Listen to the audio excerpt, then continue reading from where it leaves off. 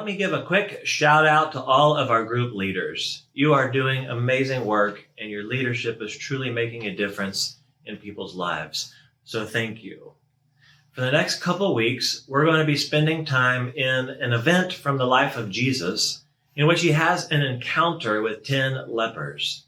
You can read the entire story in the book of Luke, chapter 17. We decided to title these couple of weeks, Shout Out. Have you ever received a shout out, or maybe you've given a shout out? It might be a social media post or a public announcement where you're recognizing someone with a quick appreciation or expression of thanks for what they've done.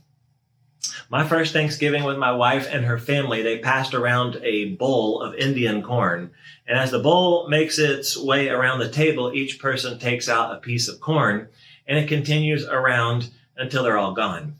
And for each piece of corn you have, you say something that you're thankful for, and then you put it back in the bowl. And you can say anything you want to. You might say family, turkey, Jesus, football. There's a wide range of things.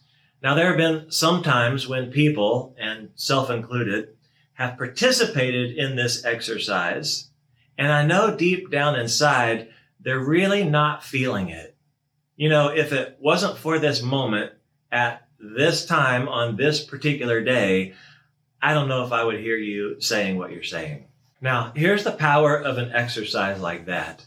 Because something special happens when you just express your thanks. Your parents tried to raise you to do this. We did it with our kids. We would prompt them with a special question, and it's not really a question either. But you go to the bakery at the grocery store and they give you a cookie, and then we would look at our child and say, well, what do you say to the nice lady?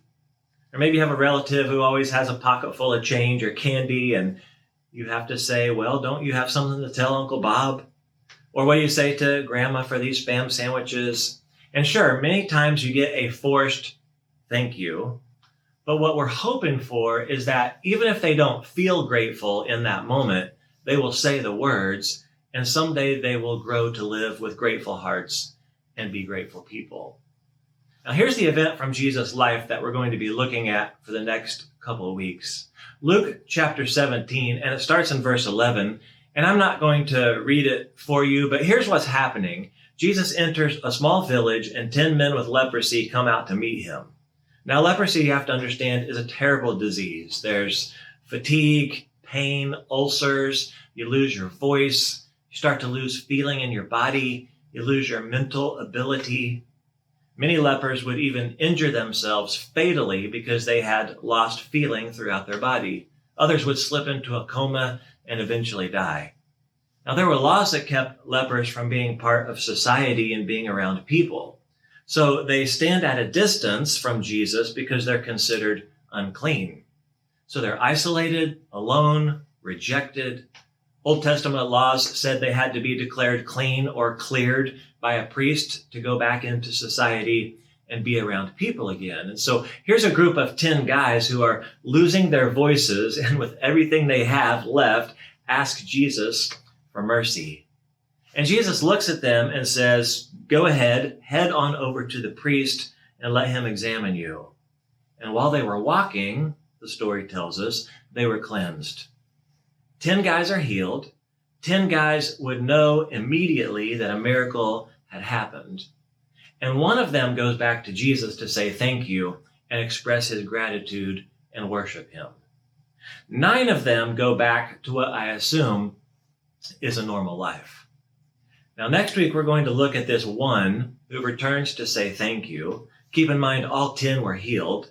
Jesus is going to do him one better and not only heal him, but recognize his faith and save him. So he will be healed physically and saved spiritually. And the question Jesus leaves us with is this. There were 10 of you here. Where are the other 9?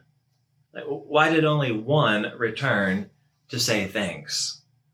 I think it's super important to note that this is not necessarily a contrast between the grateful one and the ungrateful 9.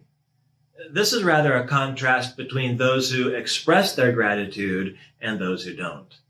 I have to believe that the 9 are just as ecstatic as the 1. Of course they're grateful. I mean, they can re-engage in society. They can go back to work. They can be with their family. They could go worship in the temple. It's not that they were ungrateful. It's just that they never returned to Jesus to express it. Now, I've given some thought to what all the possibilities might be for why a healed person wouldn't go back to the healer and say thank you. You could probably come up with some good reasons as well. Probably for the same reasons we don't go back and express our gratitude. Most of us likely feel grateful for things, right? We feel grateful for things, people, even blessings in our life. We feel grateful for and to people. We feel grateful to God. When someone does something for you, it gives you something, they come to you and rescue you, and we actually respond with silence. We communicate a lot of things that we might not want to communicate. Primarily this, that unexpressed gratitude communicates ingratitude. As much as I feel in my heart like the 1, as much as I want to be like the 1 who returned to give thanks and worship Jesus, more often than not, I find that I can be like the 9. So, why don't I express more gratitude for what I really feel? And rather than holding it in, give a regular shout out for all the gifts I'm receiving in my life.